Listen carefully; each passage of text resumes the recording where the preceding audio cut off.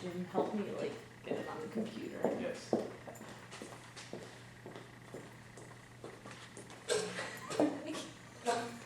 You straight face.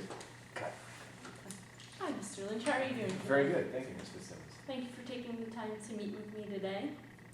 So I sat in on one of your chemistry classes. So in your opinion, how do you think the class went? Overall, I think it was an average class. I think that it was, if you remember, we had a class that was, there is a, got me nervous. We had a class that it was a half of a class because of, It's a field trip we had a that field day, trip that right? day. So normally it's a class of 22, we had about 8 to 9 kids that day. So we had to make some adjustments on the fly.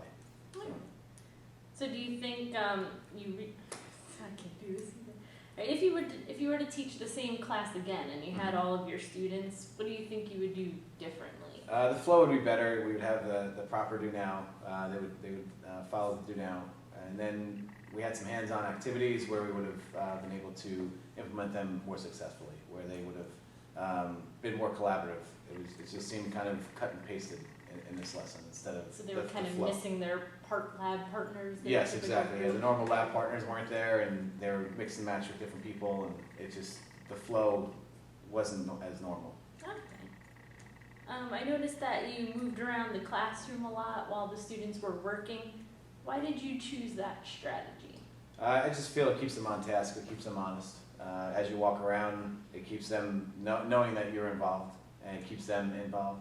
And if I just sit in front of the classroom, it just breeds contentment, and then they just kind of get distracted. But as you walk around, it keeps them on pace, it keeps them on guard, like, oh, wait, okay, and keeps them focused.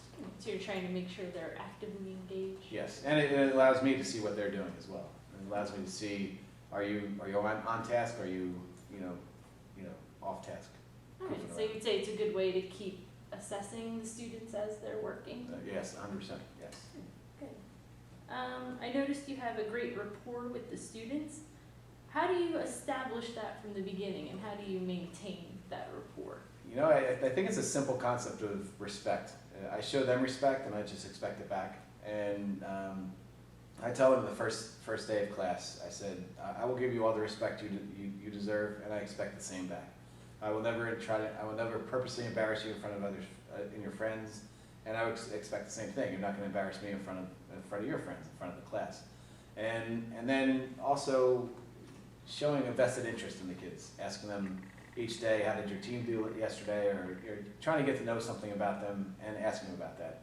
And once you do that, it shows that you care, and they appreciate that, and they 90% of the time reflect that back. Oh, that's great. It definitely shows. So as a teacher, what do you think your strengths are? Interpersonal relationships, my interpersonal skills. I can get along with a vast majority of the students, whether they're high achievers, low achievers, special ed, different personalities. I think I get along with most, or all of them, I should say. Yeah, you can definitely tell.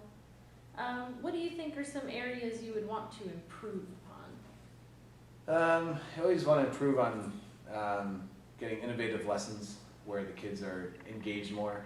Try to get away from the pencil and paper and taking notes. And that takes time. There's always new technology coming out and new bells and whistles, but trying to figure out which bells and whistles work better and which ones are just fluff, and trying to get more palpable, meaningful lessons. And another question I wanted to ask. What was your main objective on the chemistry end of things? What was the objective for that? For that lesson? It was actually an introductory lesson on molecular bonds, covalent bonds, and we just finished a chapter on ionic bonds, and we're switching over to covalent bonds, and it's basically the opposite, and just trying to get them to understand what we did, and now we're flipping it and trying to look at it at a different angle, different types of chemical So you're bonds. trying to review what they already know? And then Yeah, it was a kind of review take it into an introduction from, a bridge lesson, I guess is what we call it. And did you feel that the class was successful in meeting those objectives?